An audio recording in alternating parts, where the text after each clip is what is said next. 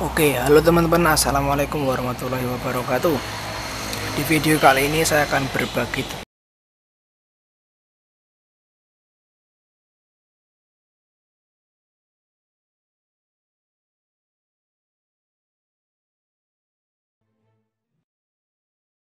tutorial singkat tentang cara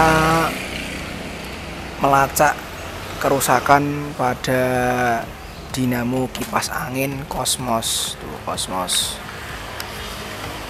Nah, tuh, Cosmos ya.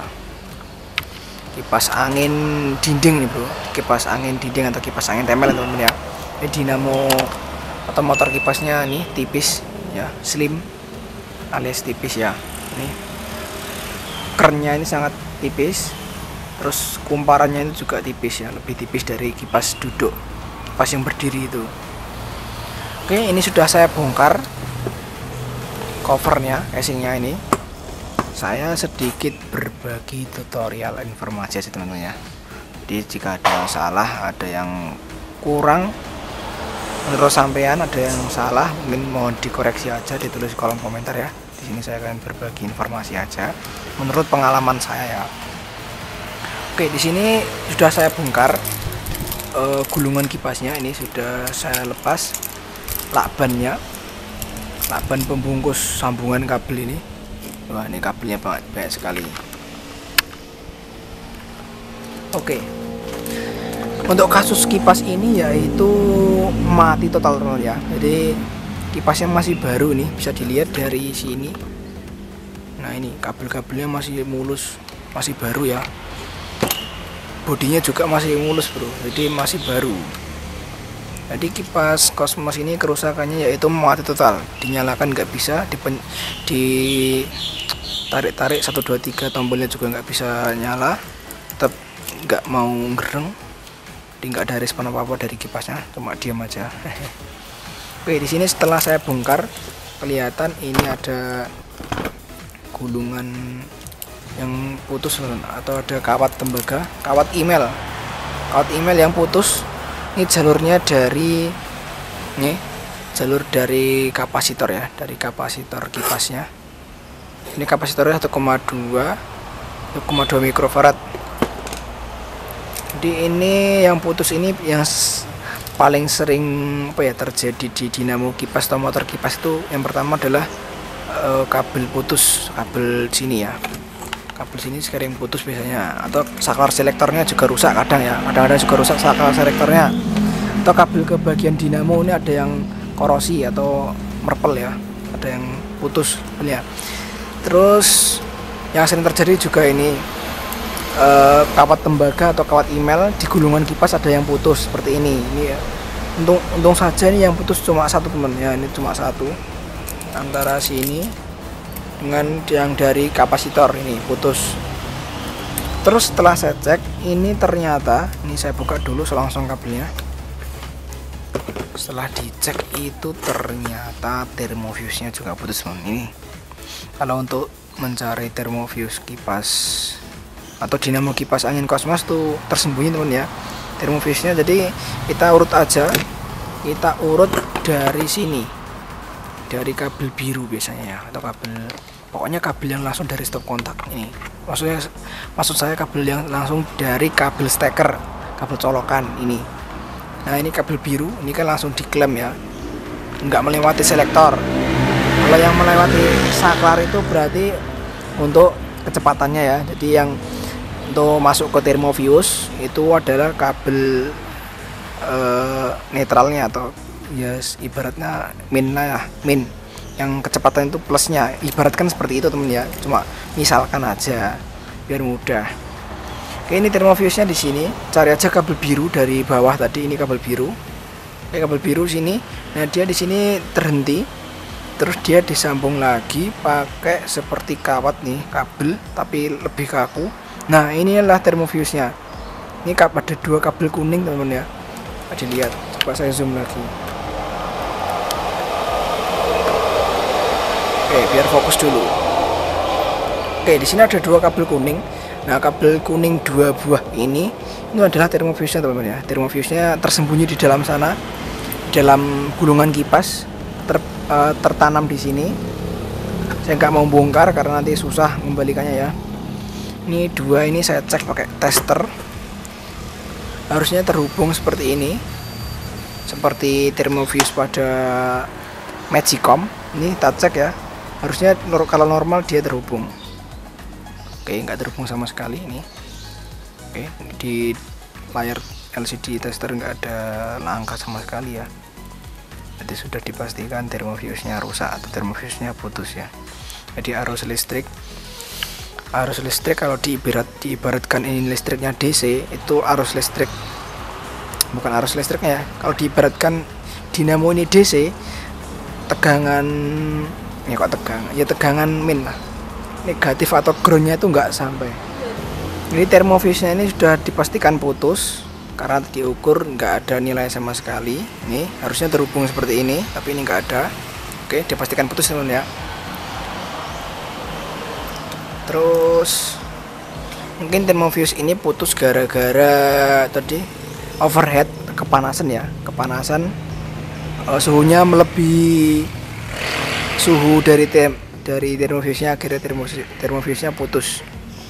Mungkin pemakaian kipasnya terlalu lama, akhirnya gulungannya panas dan Thermofuse-nya mendeteksi adanya panas berlebih, akhirnya Thermofuse-nya putus atau rusak ya.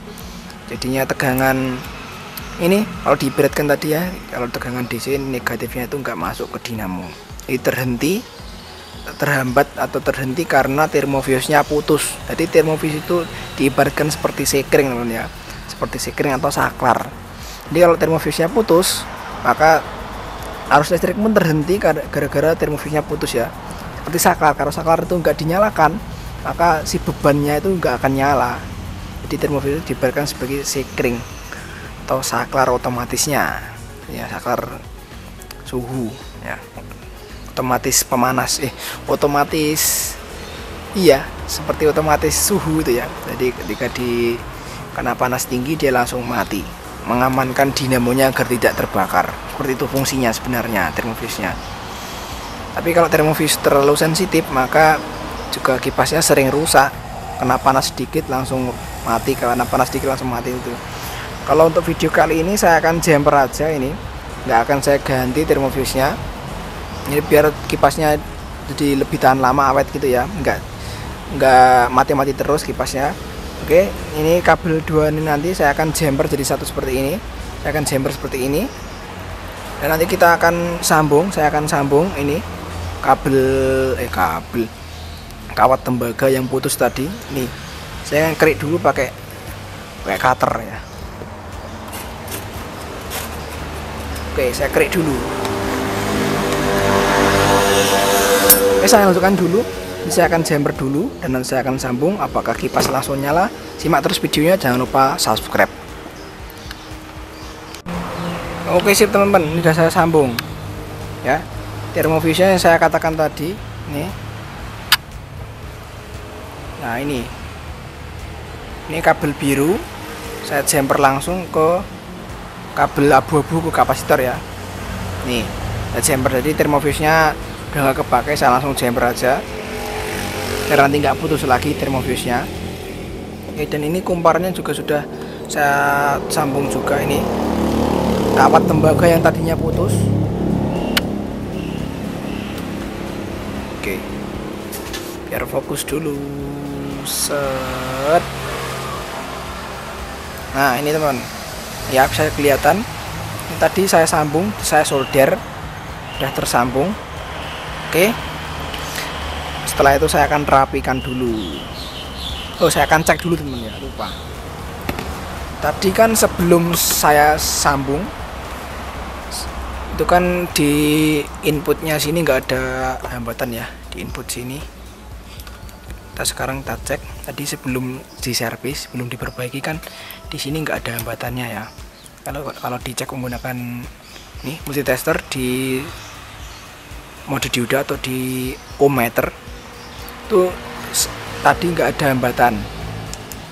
Terus sekarang setelah di jumper, ini tadi Thermofuse-nya di jumper, terus sambungan kawatnya yang putus tadi saya sambung kembali menggunakan solder. Coba kita cek apakah langsung. posisikan di angka 12 atau 3. Oke, saya cek. Oke, sudah ada angka teman-teman, alhamdulillah. Nah ini, duh, putus. Wah, jarum probnya putus bro. Nanti kan saya ganti ya, avometernya, multitesternya akan saya ganti ya. Udah lama banget ini. Oke, saya cek dulu.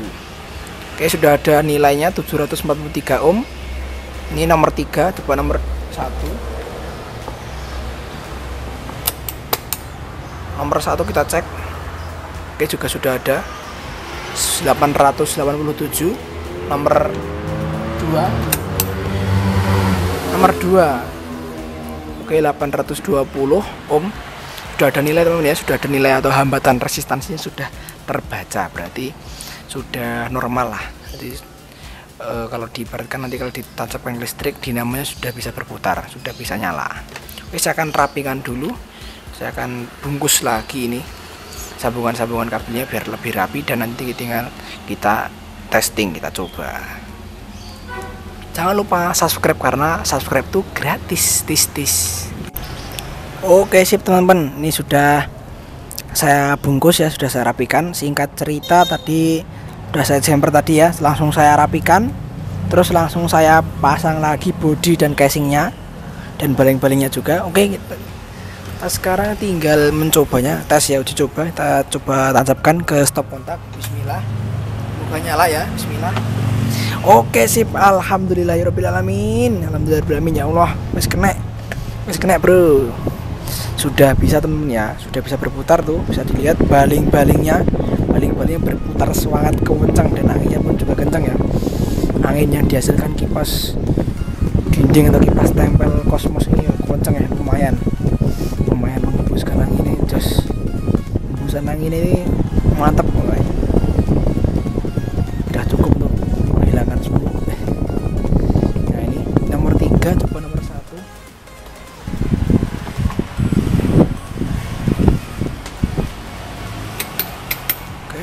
Nomor 1 nyala ya. Oke, nyala pelan. Nomor 2. Oke, ini nyala juga. Nomor 3. Oke, nyala kencang ya, kencang banget teman-teman ya nih. Anginnya di kamera mungkin suaranya buk gitu, saking kencangnya anginnya. Nih anginnya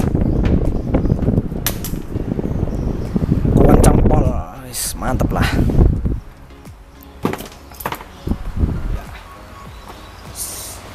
Sip. Oke, mungkin cukup seperti itu dulu video kali ini. Sekian dulu. Semoga informasi yang saya berikan tuh semoga bermanfaat. Bila ada salah kata, saya mohon maaf sebesar-besarnya.